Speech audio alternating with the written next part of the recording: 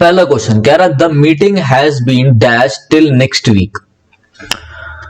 तो जब वो कह रहा है the meeting has been dash till next week, तो कह रहा है put in, put off, put out, put up. तो ये देखो, ये ना पुट के क्या है, ये पुट के फ्रेजल वर्ब्स हैं। क्या है ये पुट के फ्रेजल वर्ब्स हैं। फ्रेजल वर्ब्स क्या होते हैं आपके? फ्रेजल वर्ब्स जिसमें आपका क्या हो, फ्रेजेस। फ्रेजेस मतलब दो वर्ड्स हो कम से कम, तो उसे फ्रेज कहते हो आप। एक मतलब कम से कम दो वर्ड्स हो या दो से ज्यादा हो तो वो फ्रेजेस हो जाते हैं। दूसरा आपको पता होना चाहिए कि फ्रेजल वर्ब में एक आपकी वर्ब आती है और एक आपका प्रेपोजिशन आ रहा है। तो साथ साथ में जो बच्चा कॉपी के साथ नोट कर रहा है वो नोट कर सकता है कि फ्रेजल वर्ब क्या है, आपका वर्ब आ रही है, प्रेपोजिशन आ रही है। ठीक है, तो पहले हम हर एक एक फ्रेजल वर्ब को देखेंगे ध्यान से। जैसे कि यहां पे आ रहा है हमारा पुट इन, पहली फ्रेजल वर्ब आ रही है पुट इन। तो देखो पुट इन का मतलब होता है कि जब आप किसी चीज में क्या करो, किसी चीज में आप एफर्ट्स डालो। जब आप किसी चीज में बहुत ज्यादा एफर्ट्स डाल के कोई काम करो तो उसे बोलते हैं put in. To make a particular effort in doing something,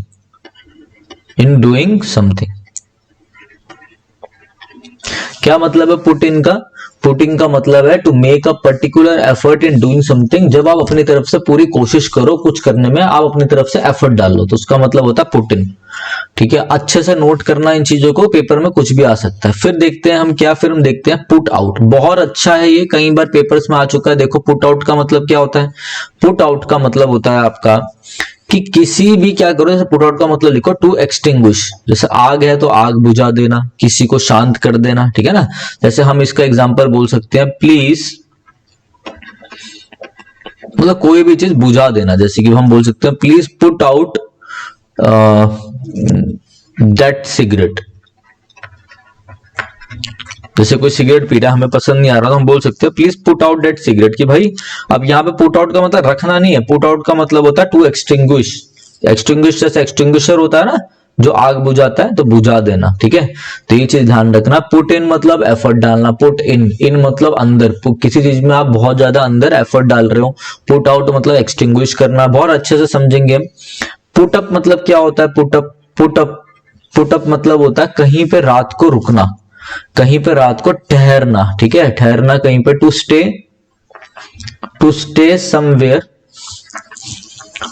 stay somewhere for night,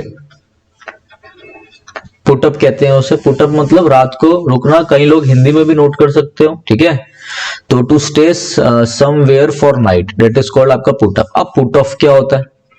put off मतलब होता है किसी चीज को पोस्टपोन करना, किसी चीज को डिले करना, पोस्टपोन करना, डिले करना। अब आप मुझे बताओ इसका आंसर क्या होगा, ये बताओ इसका आंसर क्या होगा। कह रहा है the meeting has been dash till next week. Put in का मतलब एफर्ट डालना, तो क्या मीटिंग में कुछ एफर्ट डल रहा है? नहीं, ऐसा तो कुछ आ नहीं रहा। पुट आउट मतलब आग बुझाना, मीटिंग और आग बुझाने का कोई रिलेशन ही नहीं है, मतलब आग एक्सटिंग्विश करना, आग बुझाओ चाहे कुछ भी बुझाओ। पुट अप मतलब क्या है? ठहरना, है नहीं। पुट ऑफ का मतलब क्या है? तो अभी मैंने आपको बताया पुट ऑफ का मतलब है डिले कर देना, पोस्टपोन कर देना, चीज को, किसी भी चीज को क्या करना? डेफर करना, DEFER, डेफर मतलब होता है पोस्टपोन करना। ठीक है, तो मीटिंग क्या हो गई है? जो मीटिंग है आपकी वो पुट ऑफ हो गई है, मतलब थोड़े टाइम के लिए कैंसिल हो गई है, पोस्टपोन हो गई है। ठीक है ना, the meeting has been put off till next week. ये अच्छे से समझ में आ गया होगा, एक बार अच्छे से रिवाइज कर लो। ठीक है, अच्छे से। पुट इन का मतलब क्या है? एफर्ट डालना, पुट इन मतलब एफर्ट डालो। पुट अप मतलब रात को रुकना कहीं पर। पुट ऑफ मतलब पोस्टपोन, डिले, डेफर करना, ये भी एक सिनोनियम, अच्छा ध्यान रखना। और आपका पुट आउट मतलब टू एक्सटिंग्विश करना। आ गया सब समझ में? स्पेलिंग वगैरह सब ओके है, थोड़ा राइटिंग में इशू हो तो आप लोग देख लेना। आ जाओ नेक्स्ट क्वेश्चन में। कह रहा the people dash trees thoughtlessly for years. अब क्या मतलब है इसका, देखते हैं। कह रहा था people dash trees thoughtlessly for years. तो पहले देखो, एक होता है आपका क्या? फॉल। फॉल की सेकंड फॉर्म क्या होती है? फेल। और थर्ड फॉर्म होती है फॉलन। अब ये बोलना चाहता है कि लोगों ने बरसों तक बिना सोचे समझे पेड़ काटे। ठीक है, लोगों ने बरसों तक बिना सोचे समझे पेड़ काटे। तो अब आप मुझे बताओ कि हमने बोला फॉल, फेल, फॉलन, तो इस फॉल का मतलब तो होता है गिरना, बट यहां तो पेड़ काटने का सेंस है कि लोगों ने बरसों तक पेड़ काटे।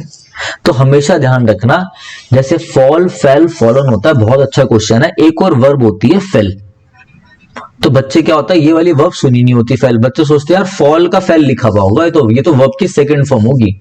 वर्ब की सेकंड फॉर्म को ही अगर वो एक एज एन एडजेक्टिव यूज हो रहा हो तो उसे पास्ट पार्टिसिपल भी कहते हो। बस मैं ऐसे ही बता रहा हूं, घबराना नहीं है वर्ड सुन के। कभी जीरेंट, पार्टिसिपल और इन्फिनेटिव बहुत अच्छे से बता दूंगा। थोड़ा हम पहले सीरीज को कंटिन्यू रखते हैं, ठीक है। तो फेल एक वर्ब होती है। फेल का मतलब होता है to cut down, to cut down काटना, ठीक है। टू कट डाउन ट्री, पेड़ काटना, उसे कहते हैं फेल। तो फेल की सेकंड फॉर्म क्या हो जाएगी, फेल्ट, सही बात है। और थर्ड फॉर्म हो जाएगी फेल्ट। दोबारा, फॉल, फेल, फॉलन, ये तो एक अलग वर्ब है, इसका मतलब है गिरना। फेल, फेल्ड, फेल्ड, इसका मतलब है पेड़ काटना, ठीक है। पास्ट में लिख रहे हो, सिंपल पास्ट में, तो पेड़ फेल्ड हो जाएगा, ठीक है ना। तो ऐसे लिख रहे हो। तो वो कह रहा है यहां पर, अब देखो, फॉल मतलब गिरना, गलत। फेल, यार ये तो अगर मैं बोलूं, या तो ये फेल फॉल का फेल हो सकता है V2, या ये इस वाले फेल का V1 हो सकता है, ठीक है। अब ये तो बोल रहा है कि लोगों ने बरसों तक पेड़ काटे, तो ये तो प्रेजेंट सिंपल तो हो नहीं सकता कि मैं V1 लिखूं, तो ये भी नहीं होगा।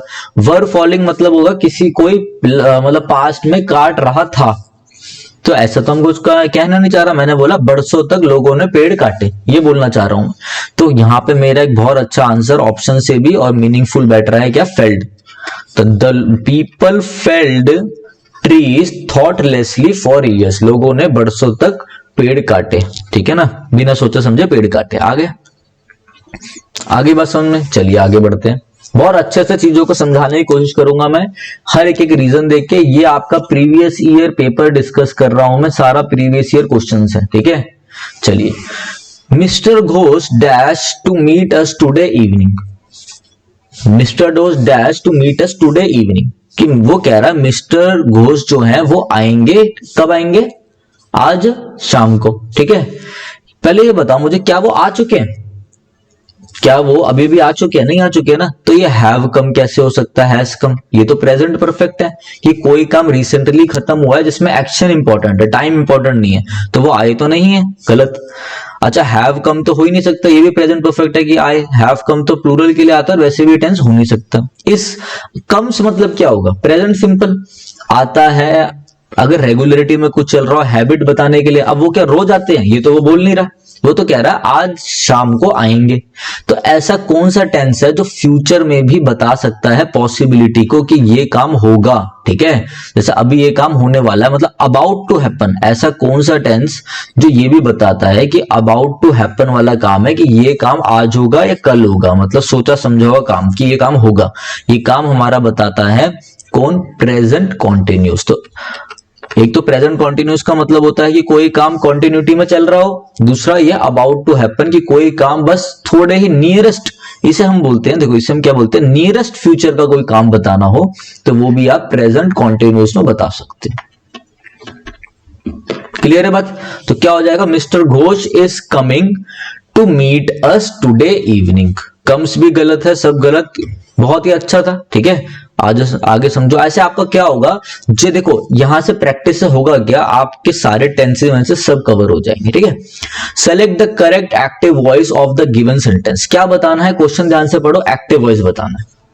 एक्टिव वॉइस आपको मालूम है एक्टिव का पैसिव बनता है, कोई नहीं। अब यहाँ पे हमें सब पैसिव दिए हुए हैं, हमें एक्टिव, पैसिव दिया हुआ है, हमें एक्टिव बताना। अब देखो कह रहा, the main gate is shut at 11 PM by the guard.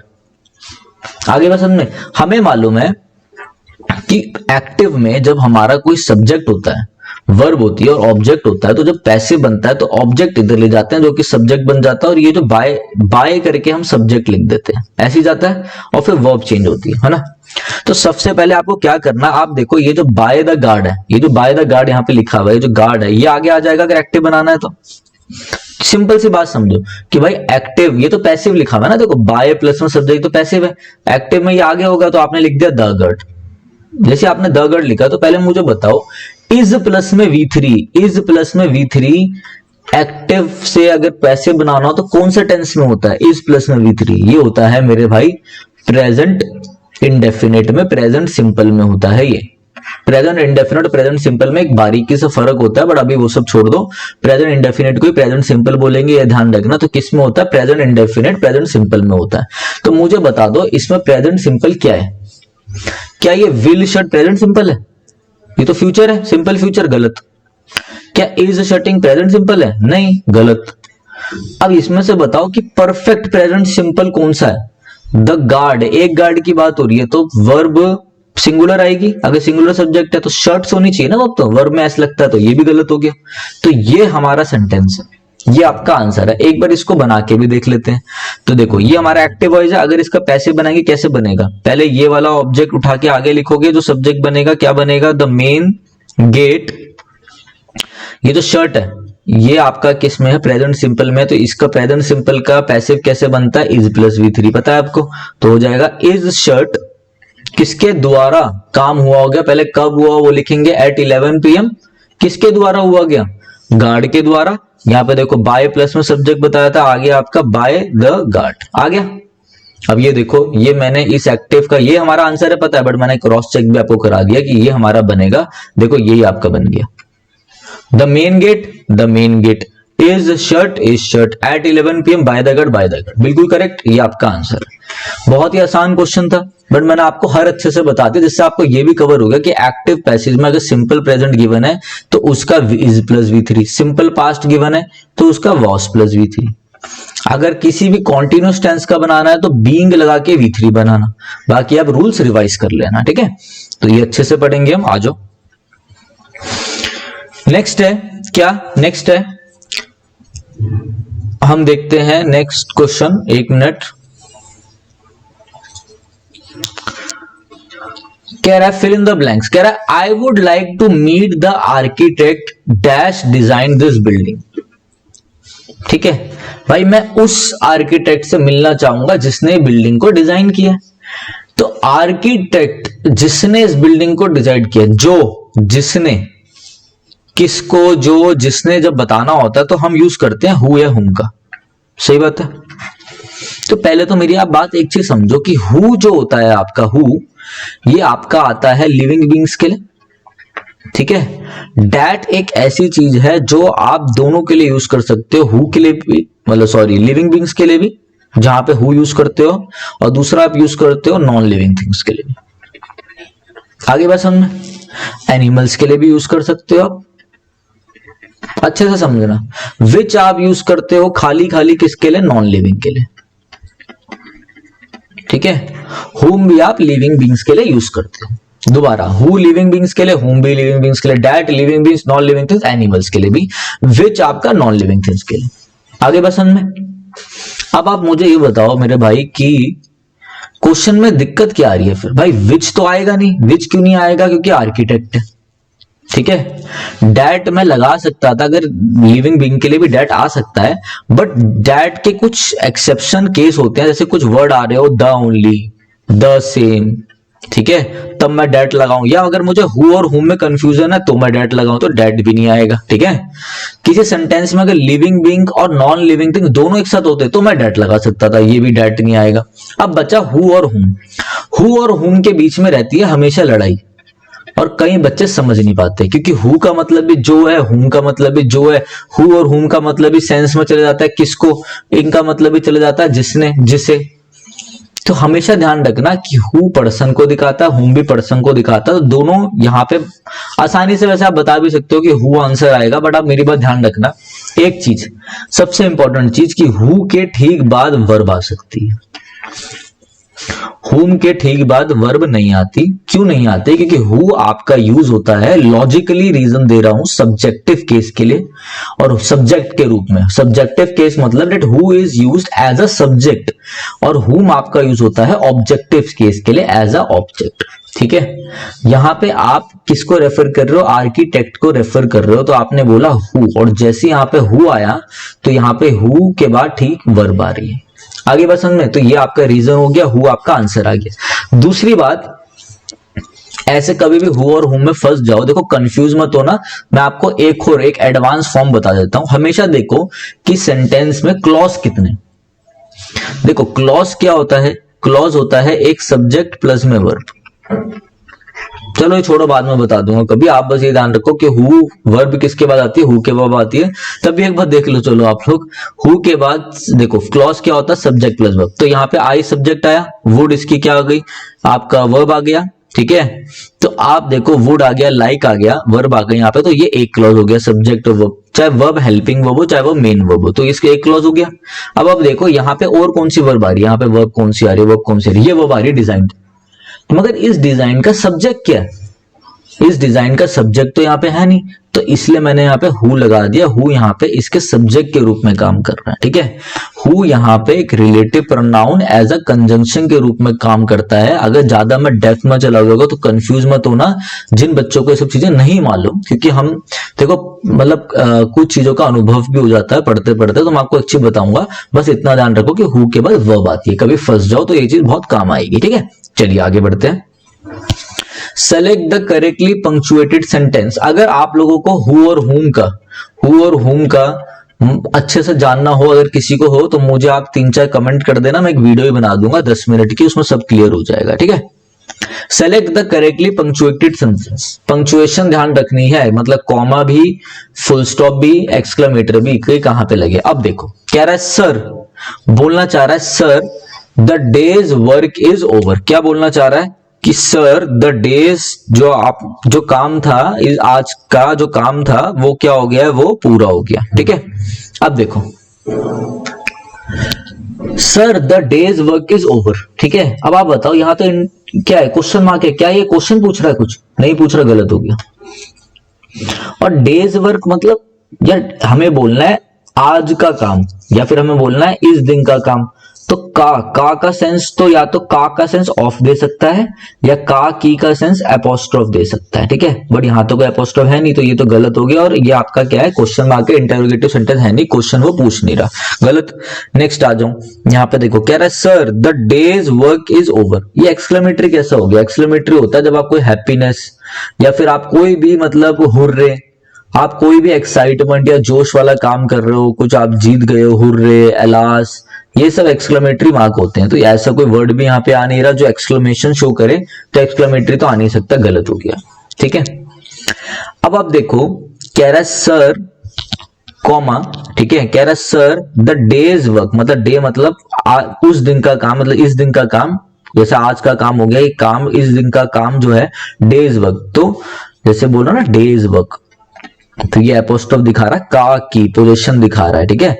तो इस दिन का काम पता चल गया, कह रहा ओवर हो गया। अब देखो कॉमा भी आ रहा है सर के वजह से हम हाय सर ही बोलते हैं, कॉमा लगाते हैं, और कोई नहीं अपोस्ट्रोफ भी आ रहा है, तो ये हमारा सही बैठ रहा है। और यहाँ पे देखो, यहाँ पे अपोस्ट्रोफ भी एस के बाद यूज आ रहा है कि बहुत दिनों का वर्क, ऐसा नहीं कहना चाह रहे हम, अपोस्ट्रोफ का यूज गलत है, कॉमा भी नहीं है, तो ये गलत हो गया, ये आपका करेक्ट हो गया, ठीक है। इससे अच्छे से एक्सप्लेनेशन मुझे नहीं लगता हो पाएगी, मगर आप ध्यान रखना इन चीजों का, ठीक है। छोटी छोटी बारीकियां, इनका आप ध्यान रखना। नेक्स्ट आ जाओ, नेक्स्ट क्या है आपका,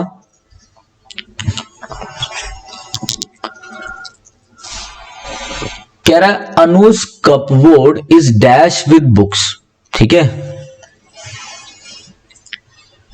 अब देखो लोडेड, लोडेड मतलब होता है कि कोई चीज पूरी चीजों से भरी हुई है, लोडेड है, ठीक है। फील्ड मतलब होता है वही कि कोई चीज भरा हुआ है, फील्ड है, सबका मतलब फील्ड फील्ड आ रहा है। स्टैग्ड का मतलब होता है कि लाइनों से लगा हुआ है, कोई चीज लगी हो, लाइनों से लगी हुई हो, उसे हम कहते हैं स्टैग्ड है। अब देखो एक वर्ड होता है क्रैम्ड, ये क्रैम्ड लगभग बुक्स के लिए यूज हो जाता है कि जब आप बोलो कि कोई चीज किसी चीज से क्या है, बिल्कुल भरपूर है, टू फुल है, बहुत ज्यादा भरपूर है, तो वो कह चाह रहा है कि जो अनुज का कपबोर्ड है वो किताबों से क्या है, पूरा भरा हुआ है, तो इज क्रैम्ड विद बुक्स। दूसरा एक और बात ध्यान रखना कि क्रैम्ड जो होता है, क्रैम करना, क्रैम्ड जो चीज होती है भरपूर वाले सेंस में, तो वो प्रेपोजिशन विद भी लेता है अपने साथ, फिक्स प्रेपोजिशन है। जैसे फिक्स प्रेपोजिशन में आपको बताऊंगा, सरप्राइज्ड अपने साथ एट लेता है, कहीं पे लिखा हो सरप्राइज तो एट ही आएगा। एस्टोनिस्ड का मतलब भी होता है सरप्राइज हो जाना, ठीक है, तो एस्टोनिस्ड भी अपने साथ एट लेता है, ये चीज ध्यान रखना, ठीक है। चलो अच्छे से आगे बढ़ते हैं और चीजों को हम देखते हैं। कह रहा a dash was sound after the bomb threat, ठीक है, जैसे कि बॉम्ब का थ्रेट हुआ, जैसे बॉम्ब ब्लास्ट हुआ एग्जांपल, तो एक आवाज आई, ठीक है, डैश हुआ सब, तो वो क्या था, वो कहना चाह रहा है कि जैसे बॉम्ब थ्रेट मतलब बॉम्ब फटा नहीं अभी, जैसे बॉम्ब की धमकी मिली है, बॉम्ब का पता चला, तो भाई पूरी सिटी किस में हो गया, वो हाई अलर्ट में हो गई। जैसे बोलते हैं ना हाई अलर्ट लग गया, तो ह्यूज अलर्ट नहीं होता भाई, बिग अलर्ट नहीं होता, स्ट्रॉन्ग अलर्ट नहीं होता। अगर बॉम्ब कहीं फट भी गया है, बॉम्ब की कोई न्यूज भी मिलती है, आप किसी मॉल में गए हो, कोई न्यूज कुछ भी मिलती है, वहां पे पूरा हाई अलर्ट लग जाता है, तो हाई अलर्ट। बहुत आसान था ये तो। कह रहा dash gold ring that I bought last week was very expensive. देखो डेट आया ना यहाँ पे, मैंने भी आपको हु विच डेट समझाया था, डेट आया, देखो ये नॉन लिविंग थिंग की बात हो रही है, गोल्ड रिंग की, तो इसलिए डेट आ रहा है, ठीक है। That I bought last week was very expensive.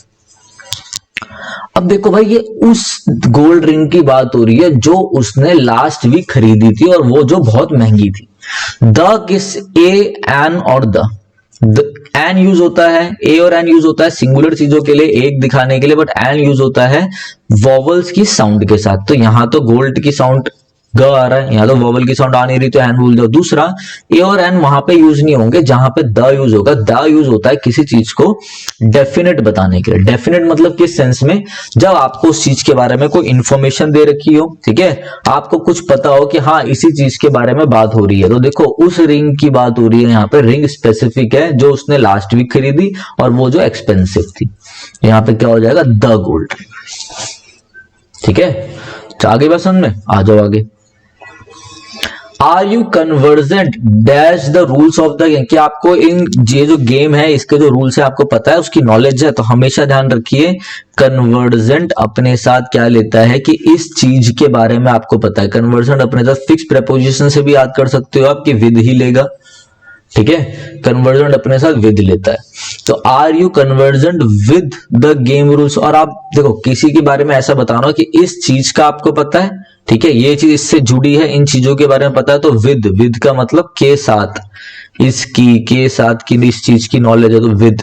वैसे भी आप एक आसान सा चीज है कि कन्वर्जेंट विद ही ले सकता है, फिक्स प्रेपोजिशन है। प्रेपोजिशन आपका चैप्टर ही दो चीजों में डिवाइडेड है, एक नॉर्मल प्रेपोजिशन जैसे अमॉन्ग, बिटवीन, विद, ये सब, और दूसरा आपका क्या, दूसरा फिक्स प्रेपोजिशन। लगभग सारे गवर्नमेंट एग्जाम्स में फिक्स प्रेपोजिशन के ऊपर ही एरर आता है, ठीक है, जो कि बहुत कम लोग कराते हैं। तो ये चीजें आपको ध्यान रखनी है। आगे आ जाइए। She dash my invitation and promise to come, तो शी फुली एक्सेप्टेड मतलब उसने पूरा, अब देखो ऑप्शन वाइज देखो, उसने पूरा एक्सेप्ट कर लिया मेरा इन्विटेशन।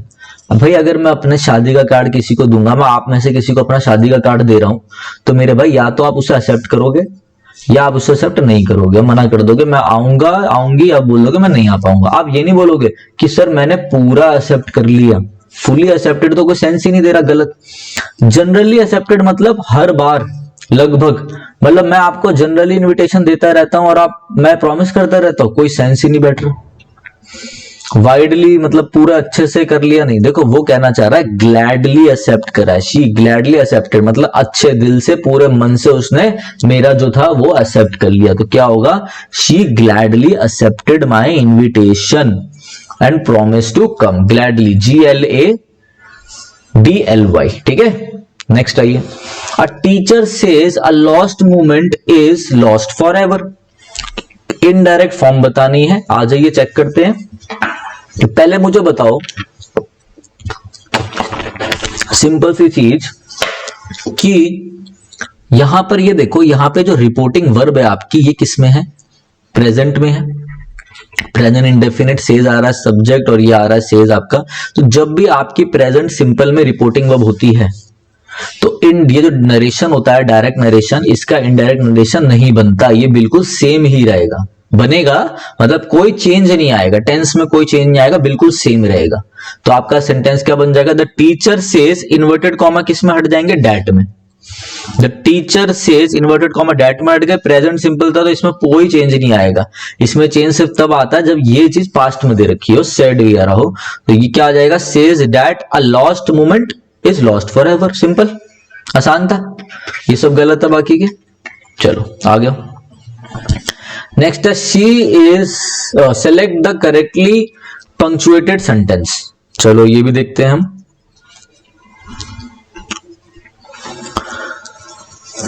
बहुत अच्छे से देखना।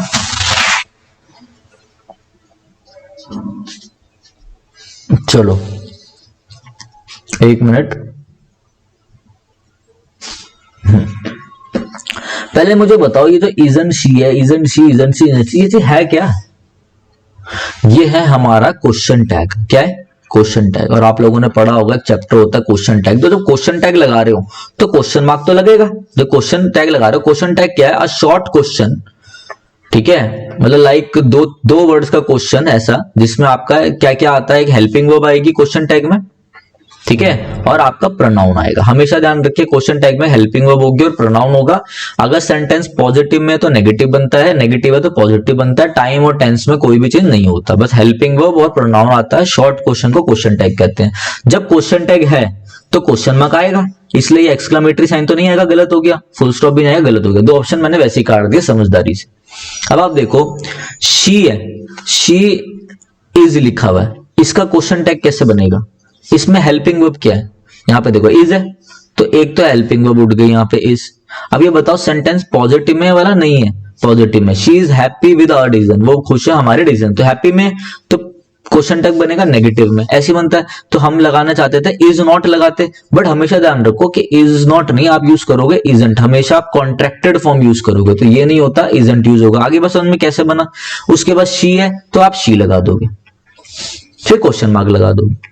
आगे बस वही चीज यहां पे हो रही है, वही चीज यहां पे हो रही है। मगर जब आप ये सेंटेंस लिख रहे हो और क्वेश्चन टैग लगा रहे हो तो हमेशा आप इस चीज को पार्ट को थोड़ा सा साइड करने के लिए आप एक क्या लगाइए, आप एक कॉमा लगाइए इधर, ठीक है।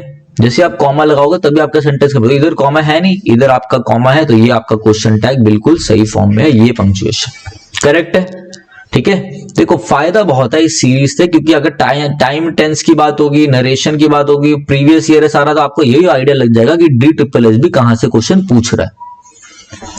पैसिव वॉइस बताना है, the correct passive voice of the given sentence. अभी मैंने बताया अगर कोई सब्जेक्ट दे रखा, वर्ब दे रखा, ऑब्जेक्ट दे रखा, तो ये पहले आ जाएगा और ये सब्जेक्ट आ जाता है बाय प्लस सब्जेक्ट से। पहले तो हम इतना काम करते हैं। कह रहा है दे वर पुलिंग द हैवी कार्ट, तो इसको उठाओ आगे ले आओ। क्या खींच रहे थे वो? Heavy cart. ये ऑब्जेक्ट आगे आ जाएगा तो क्या बनेगा? The heavy cart. ज्यादा सोचना नहीं, सीधा परफॉर्म करना। अब देखो ये कौन सा टेंस है? Past continuous. पास्ट कॉन्टिन्यूस का कैसा बनता है? पास्ट कॉन्टिन्यूस का कैसा बनता है? पास्ट कॉन्टिन्यूस का आपका बनता है जैसे वॉज या वर, आईएनजी होगा, V1 आईएनजी, तो इसका पैसिव वॉइस बनता है वॉज या वर। हमेशा कॉन्टिन्यूस का पैसिव बनाने के लिए बीइंग प्लस V3 लगता है, ठीक है। तो यहां पर हो जाएगा वॉज वर है, तो हैवी कार्ट सिंगुलर है आपका, तो आ जाएगा वॉज, आ गया वॉज। और क्या लगेगा? बीइंग लगेगा, V3 लगेगा, तो लिख दो बीइंग। पुल का V3 पुल्ड। बाय प्लस में सब्जेक्ट आएगा, तो इधर का सब्जेक्ट है दे, तो यहां पर हो जाएगा बाय देम। पहले ये एडवर्ब वगैरह भी लिख लो, विद ग्रेट, जो भी आपका प्रेपोजिशन है विद और प्रेपोजिशनल ऑब्जेक्ट आ रहा है, पहले ये सारा लिख दो, with great difficulty. Bye them भी आप लिख सकते हो, बट जो चीजें नोन होती है ना कि इनके द्वारा, वो लिखने की जरूरत नहीं है, वो लिखने की जरूरत नहीं है। पहले ऑप्शन में भी देख लेते हैं हम, बाय देम भी लिख सकते हैं, पुल्ड बाय देम, बट वो तभी लिखना जब ऑप्शन में हो। थोड़ा ऑप्शन भी ध्यान रखना। अब देखो बन रहा है the heavy cart was being pulled, यही चेक कर लो कहीं पर, ये बस यही आ रहा है, ये भी गलत हो गया, ये भी गलत हो गया, यहाँ पे वॉज बीइंग नहीं आया, ये गलत हो गया। तो आपका क्या बन गया? Was being pulled with great difficulty. Option में है नहीं बाय देम, तो हमें लगाने की भी जरूरत नहीं है, नोन है वो तो, ठीक है। तो ये हमारा बन गया, तो ये चीजें ध्यान रखना। नेक्स्ट आगे बढ़ते हैं हम। कह रहा है she dash at the stars for hours, कि भाई स्टार को वो देख रही थी, ठीक है ना। अब देखो सारे वर्ड देखने से रिलेटेड है, सिर्फ इससे छोड़ के स्पाई मतलब होता है जासूस, स्पाइड मतलब जासूसी करना, जासूस। तो आ जाओ देखते हैं। पहले तो आप एक वर्ड ध्यान रखो, ग्लेयर। ग्लेयर का मतलब होता है किसी को एंग्री लुक देना, किसी को गुस्से में घूरना, मतलब गुस्से में लुक देना, ठीक है। कैसा देखना? गुस्से में, ग्लेयर करना। स्टेयर मतलब होता है घूरना, चाहे कैसे भी घूर रहे हो आप, ठीक है। गेज मतलब होता है क्या? गेज मतलब होता है किसी चीज को लंबे समय तक देखना, to look steadily for a long time, for a long time. तो उसे कहते हैं किसी चीज को लंबे समय तक घेरना, उसे गेस कहते हैं। ये गुस्से में हो गया, ये घूरना हो गया, ये जासूसी हो गया। जासूसी यहाँ पे आएगा नहीं, गुस्से वाला आएगा नहीं, घूरना आएगा नहीं। वो कह रहे हैं कि उस स्टार्स को वो लंबे समय तक देखा था उसने, ठीक है। तो लंबे समय तक देखना मतलब she gazed at the stars for hours. आगे बात समझ में, to look steadily for a long time. आ जाओ next. After a thorough revision I dash all the answers. ठीक है कि भाई अगर मैं एक थॉरो रिवीजन, एक बार जैसे उसने चैप्टर्स पढ़ लिए हैं सारे, टेस्ट है उसका, वो अगर कह रहा है अगर मैं थॉरो रिवीजन कर लूंगा तो मैं सारे आंसर्स, आई विल नो, मुझे सारे आंसर्स पता होंगे फिर। ठीक है, फ्यूचर की बात हो रही है, मुझे सारे आंसर पता होंगे। अब आई विल बी नोइंग का मतलब क्या है कि मैं सारे आंसर फ्यूचर में जान रहा हूंगा। ठीक है, आई विल हैव नोन का मतलब मैं फ्यूचर में ही कर चुका हूंगा, फ्यूचर में ही कर रहा हूंगा, वो चीज पूरी हो चुकी होगी, ऐसे सेंस में। विल नो मतलब सिंपल फ्यूचर। अब आ जाओ, वैसे तो हमें आसानी से पता चल गया कि आफ्टर थॉरो रिवीजन वो कह रहा है मैं ये सारे आंसर मुझे पता होंगे, I will know, simple future आगे करेक्ट है। मगर मैं आपको एक और लॉजिक देता हूं। नो एक ऐसी वर्ब होती है, इसे कहते हैं स्टेटिक वर्ब। क्या कहते हैं? स्टेटिक वर्ब, जो स्टेट बताती है। स्टेट मतलब जो इंफॉर्मेशन देती है, जैसे नो हो गया, मीन हो गया, ओन हो गया, बिलोंग हो गया, कंप्राइज हो गया। ये सारी वर्ड COMPRIS, ये सारी वर्ड जो होती है स्टेटिक वर्ब होती है, ये कभी ING फॉर्म में नहीं आती। जब ये ING फॉर्म में नहीं आती तो ये ING फॉर्म कट गई, ये ING फॉर्म कट गई, ये फ्यूचर परफेक्ट तो होगा ही नहीं, बचा क्या? V1। तो यही आंसर है, सिंपल, खत्म। स्टेटिक वर्ब्स भी आपको पता चल गया कभी ING फॉर्म्स में नहीं होती, ये भी ध्यान रख लेना। नेक्स्ट क्या है? A severe famine brought dash misery to Russia. कि भाई ये जो फेमाइन हुआ उसने बहुत ज्यादा मिजरी, दुख दर्द ले आया, वो कहां पे? रशिया में। तो बहुत ज्यादा दुख दर्द ले आया, बहुत इस सेंस में बहुत को हम लार्ज वाइड वास्ट से नहीं बोलेंगे, कहेंगे ग्रेट मिजरी। बहुत ज्यादा मिजरी ले आया वो रशिया के लिए, ग्रेट मिजरी हो गई, सिंपल है ये तो। Amita asked her mother if the matter was really urgent. बनाओ इसका भाई, अच्छे से बनाओ इसका, क्या बनेगा? अब ये आपको किस में दे रखा है? ये आपको दे रखा है किस में? इनडायरेक्ट में, और आपको यहाँ पे डायरेक्ट नरेशन देखनी है। तो यहाँ पे वॉज आ रहा है, मतलब आप हमेशा ध्यान रखो कि सिंपल प्रेजेंट का इनडायरेक्ट नरेशन जब आप बताते हो तो सिंपल पास्ट में जाएगा। मतलब अगर कहीं पे इज एम आ रहा है तो वॉज हो जाएगा। तो ये बस यहाँ पे वॉज वाला ढूंढ लो, ठीक है। और एक और चीज देखो, जब आपका क्वेश्चन का बनाते हो ना, आप क्वेश्चन वालों का जब आप बनाते हो, किसका? क्वेश्चन वाले का बनाते हो, तो क्वेश्चन वालों में जब इनडायरेक्ट नरेशन बनता है तो ये इफ या वेदर लगा के बना लो, डैट नहीं आएगा। दूसरा, वो नॉर्मल फॉर्म में बनता है, मतलब सब्जेक्ट आएगा फिर वर्ब आएगी। क्वेश्चन वालों में तो पहले वर्ब आता है, नहीं, आपका सब्जेक्ट आएगा, वर्ब आएगी, एक असर्टिव फॉर्म में बनेगा। तो पहले आप ये चेक करो इसमें सिंपल प्रेजेंट है कहां पर। सिंपल प्रेजेंट कहां पे? वॉज वाला कट जाएगा, सिंपल प्रेजेंट है नहीं है। सिंपल प्रेजेंट कहां पे? यहां पर है, द मैटर इज। नहीं, इसमें देखो, एक मिनट, इसमें गड़बड़ हो गई है एक। हाँ, अब देखो आपको क्या, हाँ सही है, ये कट गया आपका। अब आप देखो क्वेश्चन का बनेगा, मैंने क्या बताया? सिंपल फॉर्म में। तो पहले आप इसमें क्वेश्चन ढूंढो, क्वेश्चन क्या है एक बार देखो, आसानी से देखो, वो मुश्किल नहीं है, बहुत आसान है। देखो, ये आपका इनडायरेक्ट नरेशन है, ये आपका डायरेक्ट नरेशन है। तो इसका देखते हैं हम, क्या रहा है? Amita said to her. तो क्वेश्चन पूछ रहा है अमिता सेड टू हर, तो अमिता आ गया यहाँ पर, आस्क्ड में चेंज हो गया सेड टू हर।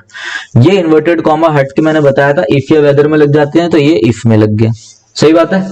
अब यहाँ पे क्या आ रहा है? Is the matter really urgent. Question पूछ रहा है, मैंने क्या बताया? पहले सब्जेक्ट आएगा, वर्ब आएगी। तो सब्जेक्ट क्या है इसमें? मैटर सब्जेक्ट है, तो पहले मैटर आ गया। अब इज किस में चेंज हो जाती है? वॉज में चेंज हो जाती है, तो वॉज आ गया इधर। रियली अर्जेंट आपका सेंटेंस एजर्टिव फॉर्म में हो गया, सब्जेक्ट वर्ब की फॉर्म में, इफ भी आ गया, आस्क्ड भी आ गया। ये करेक्ट है बिल्कुल। इसका क्या करेक्ट बैठ रहा है? इसका ये करेक्ट बैठ रहा है, ठीक है, ये बिल्कुल करेक्ट बैठ रहा है। अब दूसरी चीज देखो, बाकी कैसे करेक्ट नहीं बैठ रहे। जब यहाँ पे वॉज है तो आपको सिंपल प्रेजेंट ढूंढना था, ये वॉज आएगा नहीं, फोर तो गलत हो गया, सिंपल प्रेजेंट ढूंढना है, ठीक है। सिंपल प्रेजेंट ढूंढ रहे हो तो क्वेश्चन वाला है ना, क्वेश्चन में तो हेल्पिंग वर्ब पहले आती है, इसमें तो हेल्पिंग वर्ब नहीं है फर्स्ट वाले में, तो ये भी कट गया। दूसरा क्या, ये दो बचे भाई। नॉर्मल सेंटेंस में डायरेक्ट नरेशन में सेड टू रहता है, आस्ट तो हम इसमें लिखते हैं इनडायरेक्ट में, तो आस्ट वाला भी कर दिया। सेकंड आपका आंसर है, ऑप्शन से भी देख सकते थे आप, ज्यादा कंफ्यूज मत होना। नेक्स्ट है the scientist have achieved a major dash in the study of genes. Scientist ने क्या कर लिया, साइंटिस्ट ने अचीव कर लिया मेजर कुछ चीज, मतलब साइंटिस्ट ने कोई चीज अचीव कर ली, ठीक है। अब आप देखो, अच्छे से देखते हैं सारे। पहले आप देखो ब्रेकअप का मतलब क्या होता है। ब्रेकअप का मतलब होता है, जैसे ब्रेकअप हो जाता है किसी का, ब्रेकअप मतलब कोई टूट गया, किसी का ब्रेकअप हो गया, ठीक है। इसी को आप बोलते हो क्या, इसी को आप बोलते हो ब्रेक डाउन भी। ब्रेक डाउन के दो मतलब होते हैं, एक तो ब्रेकअप वाला, जब आप इमोशनली टूट जाओ, इमोशनली कोलैप्स हो जाओ, टूट गए, कोई लड़की छोड़ के चली गई तो ब्रेकअप हो गया, ब्रेक डाउन हो गया, आपका दिल टूट गया तो इमोशनली कोलैप्स हो गए। या कोई मशीन है, मशीन भी खराब हो गई, मशीनरी भी खराब हो गई तो वो भी ब्रेक डाउन हो गया, ठीक है। तो ब्रेकअप खत्म, ब्रेक डाउन खत्म। आगे बस में ब्रेक अवे मतलब होता है कि किसी के कंट्रोल से जब आप भाग जाओ, to escape from the control of a person. Break away, जैसे कोई जेल वेल तोड़ के भाग गए, ब्रेक अवे कर दिया, ठीक है। एंड ब्रेक थ्रू मतलब क्या होता है, ब्रेक थ्रू का मतलब होता है कि कोई आपने अचीवमेंट कर ली, अ मेजर अचीवमेंट, या फिर कोई भी चीज आपने खोज कर ली, टू डिस्कवर अ सीक्रेट। तो यहां पे उसने अचीवमेंट ही करी है, has achieved a major achievement in the study of genes. Genes की चीज में उसने कोई अचीवमेंट कर ली, कोई खोज कर ली, तो यहां पे आना चाहिए ब्रेक थ्रू हो गया। ब्रेक डाउन तो होगा नहीं, ब्रेकअप तो होगा नहीं, ब्रेक अवे कुछ तोड़ के तो भाग नहीं रहा, ठीक है। तो यहां पर आपका क्या हो जाएगा, यहां पे आपका ब्रेक थ्रू हो जाएगा। आ जाओ नेक्स्ट क्वेश्चन, लास्ट क्वेश्चन। कह रहा arrange the words in order to make a meaningful sentence. Arrange करना है इनको मेक अ मीनिंगफुल सेंटेंस के रूप में, ठीक है। अब देखो कह रहा this youth will promote among campaign the creative writing. कहना क्या चाह रहा है वो कहना चाह रहा है कि जो यूथ है, यूथ मतलब जो नए लड़के हैं, यूथ हैं, वो क्या करेंगे, वो प्रमोट करेंगे क्रिएटिव राइटिंग को इस कैंपेन में। ये कहना चाह रहा है वो कि इस कैंपेन में जो यूथ हैं वो क्या करेंगे, प्रमोट करेंगे क्रिएटिव राइटिंग को, सुंदर जो क्रिएटिव राइटिंग को वो प्रमोट करेंगे। बट यहां तो सेंटेंस गलत बैठ रहा है कि this youth will promote among campaign the creative writing. जो हम कहना चाह रहे हैं, हम कहना चाहते हैं कि इस कैंपेन में क्रिएटिव राइटिंग प्रमोट होगी। कौन प्रमोट करेगा, यूथ, यूथ में प्रमोट होगी, ठीक है ना। कैंपेन का मकसद है, यूथ नहीं कर रहा, यूथ में प्रमोट होगी क्रिएटिव राइटिंग। अब आओ समझो इसको, सब्जेक्ट देख लो पहले। ये कैंपेन नाउन आ गया, नाउन के आगे डेमोन्स्ट्रेटिव एडजेक्टिव आ गया आपका दिस कैंपेन। तो ये कैंपेन, दिस कैंपेन, ये कैंपेन, ये सब्जेक्ट है, सब्जेक्ट के बाद विल, आपकी वर्ब आ गई, विल के बाद V1 आ गया। तो ये कैंपेन प्रमोट कर रहा है, क्या प्रमोट कर रहा है, क्या प्रमोट कर रहा है, लड़कों को प्रमोट कर रहा है नहीं, क्या प्रमोट कर रहा है, क्रिएटिव राइटिंग। क्या कर रहा है, ऑब्जेक्ट, क्रिएटिव राइटिंग। ये सब्जेक्ट, ये वर्ब, अब चाहिए ऑब्जेक्ट, तो क्या आ गया, क्रिएटिव राइटिंग प्रमोट कर रहा है। कहां प्रमोट कर रहा है, किन के बीच में कर रहा है, तो यूथ के बीच में कर रहा है। यूथ के दौरान होगा, ये तो कह रहा है यूथ विल प्रमोट, यूथ करेगा, नहीं नहीं, हम कह रहे हैं कैंपेन करेगा क्रिएटिव राइटिंग किसके बीच में, यूथ के बीच में, तो अमोंग द यूथ। अब दोबारा पढ़ो सेंटेंस को, दिस कैंपेन विल प्रमोट, ये कैंपेन, देखो ये कैंपेन लगाया। अब मैं आया हूं, मैं कह रहा हूं ये जो कैंपेन लगा है ना, ये कैंपेन का मकसद है कि ये कैंपेन क्रिएटिव राइटिंग प्रमोट करेगा किन के बीच में, ये जो बच्चे बैठे हैं ना, यूथ, इन सबके बीच में। तो ये कहना चाह रहा है वो, this creative writing youth, creative writing youth promote, जो यूथ वो जो क्रिएटिव राइटिंग लिखती है, बिल्कुल गलत। दिस प्रमोट कोई सेंस ही नहीं दे रहा, दिस विल प्रमोट, क्या प्रमोट करेगा, कोई सेंस नहीं, this campaign will promote creative writing among the youth. आ गया समझ में। तो जाते जाते मैं आपको एक चीज बता दूं, देखो बीच में एक इंपॉर्टेंट सी चीज बता दूं मैं आपको। देखो ये हमारी ऐप है विनय कक्षा, ठीक है। जब आप गूगल प्ले स्टोर पे जाओगे तो आपको हमारी ऐप, अगर आप गूगल प्ले स्टोर पे जाके लिखोगे विनय कक्षा, VINAYKAKSHA, तो ऐसे हमारी ऐप है। यहाँ मेरी छोटी सी फोटो लगी है, आप देख सकते हो। तो आप जब इस ऐप को ओपन करोगे तो ओपन करने के बाद क्या होगा, आपको एक कोर्स दिखाई देगा, ठीक है, ये कोर्स दिखाई देगा जिसकी फीस मैंने 1400 करी थी, बाद में मैंने इसकी फीस आप लोगों के लिए हटा के 499 कर दी। इंग्लिश ग्रामर प्लस में वोकैब प्लस में डाउट का कोर्स। अब मैं आपको इस कोर्स की डिटेल बता दूं कि कोई भी बच्चा अगर एसएससी की तैयारी कर रहा है, सीडीएस की तैयारी कर रहा है, बैंक की तैयारी कर रहा है, किसी भी गवर्नमेंट एग्जाम की तैयारी कर रहा है, सीपीओ की तैयारी कर रहा है, किसी भी कॉम्पिटेटिव एग्जाम के लिए, तो वह ये कोर्स ले सकता है। 499 का पूरी इंग्लिश ग्रामर प्लस में वो कैप का कोर्स रहेगा, ये जो मेरे द्वारा बनाया गया है। इसमें क्या क्या है मैं आपको बता दूं। English grammar for all competitive basic to advance, बिल्कुल बेस से मैंने एडवांस तक बताया है इसमें। दूसरा ध्यान रखना, यहाँ पे ड्यूरेशन है 6 मंथ्स की। ड्यूरेशन जब आप ये लेंगे, अगर आप 6 मंथ्स तक ये कोर्स को कर लेते हो अच्छी बात है, अगर आप नहीं कर पाते बाई चांस तो कोई दिक्कत वाली बात नहीं है। आप हमारे एक इस नंबर पे 9289609096 पे मैसेज कर सकते हो और हम आपकी इस वैलिडिटी को बढ़ा के 1 साल के लिए भी कर देंगे। तो मतलब आपको क्या क्या मिलेगा मैं आपको बता दूं। पहली बात तो सारा ग्रामर पोर्शन रहेगा, केवीएस ईवीएस सारे पेपरों के लिए, ठीक है। आपको 499 रुपीज में, मतलब मात्र 500 रुपए में 499 में आपको क्या क्या मिल रहा है। पहली चीज पूरी ग्रामर मिल रही है, पूरी ग्रामर मिल रही है जो कि मैंने बनाया, ठीक है ना, मैंने बनाया बहुत अच्छे से भाई। आपकी प्लिन टू पैरामाउंट खत्म हो जाएगी अगर आपने ये पढ़ लिया तो, मिरर ऑफ कॉमन एरर भी खत्म हो जाएगी, एसपी बख्शी भी खत्म हो जाएगी। मैंने बेसिक से एडवांस तक समझा रखा है इस तरीके से, ठीक है, पूरा मेरे द्वारा बनाया गया है, ठीक है। दूसरा, आपको पूरी वोकैब मिलेगी, लाइक जो भी कहाँ से करना है पूरी सारी चीजें मिलेंगी, वोकैब मिलेंगी। तीसरी चीज, आपको पूरी मेरे से गाइडेंस मिलेगी, ठीक है। गाइडेंस कैसे मिलेगी, आपको डेली टास्क मिलेंगे, वीकली टास्क मिलेंगे, आप मेरे से बात कर सकते हो संडे टू संडे, सिर्फ ये 500 रुपए में, ठीक है। और चौथी चीज क्या मिलेगी, देखो चौथी चीज आपको मिलेगी डाउट सॉल्विंग, जो कि कोई नहीं दे रहा, जहां तक मैं जानता हूं कोई नहीं दे रहा डाउट सॉल्विंग। आपको मेरा नंबर दिया जाएगा, ठीक है ना, आपको मेरा व्हाट्सएप नंबर मिलेगा, ठीक है। जो पेड लेगा उसे, और वो कहीं से भी, चाहे किरण से हो, पिनाकल से हो, किसी भी बुक में से आप अपने डाउट भेज सकते हो, और मैं जब भी फ्री होऊंगा मैं आपको उस डाउट का बताऊंगा, आंसर बताऊंगा, वॉइस टेक्स्ट के थ्रू पूरा डिटेल सॉल्यूशन बताऊंगा। जब भी फ्री होने का मतलब है कि 24 घंटे के अंदर अंदर आपको रिप्लाई आ जाएगा, 24 इंटू आवर, वो हमारी हेडेक है, ठीक है। तो हम बच्चों के लिए कर रहे हैं कि भैया बच्चे अच्छे से तैयारी करें और आगे बढ़े, ठीक है। आपको पता है मैं ज्यादा प्रमोशन भी नहीं करता अपनी चीजों का, तो ये सारी चीजें आपके लिए एक एक दो दो घंटे की वीडियो में मैं थोड़ा सा ही बोलता हूँ। और देखो ये हमारा टेलीग्राम चैनल है मेरे भाई, विनय कक्षा, VINAYKAKSH है, टेलीग्राम चैनल है, नीचे डिस्क्रिप्शन में लिंक है, वो जरूर ज्वाइन कर लेना टेलीग्राम चैनल, ठीक है। तो ये सारा कोर्स था, इसमें ग्रामर भी है, वोकैब भी है, सब कुछ है। कुछ वीडियोस अभी इसमें और डाल रहा हूं मैं अभी, ठीक है, तो आपका ग्रामर का फुल फ्लेज हो जाएगा। वो कैब तो मैंने लगभग सारी करा दी है, तो आप पूरी की पूरी देख सकते हो, ठीक है। तो चलिए guys, thank you, have a nice day.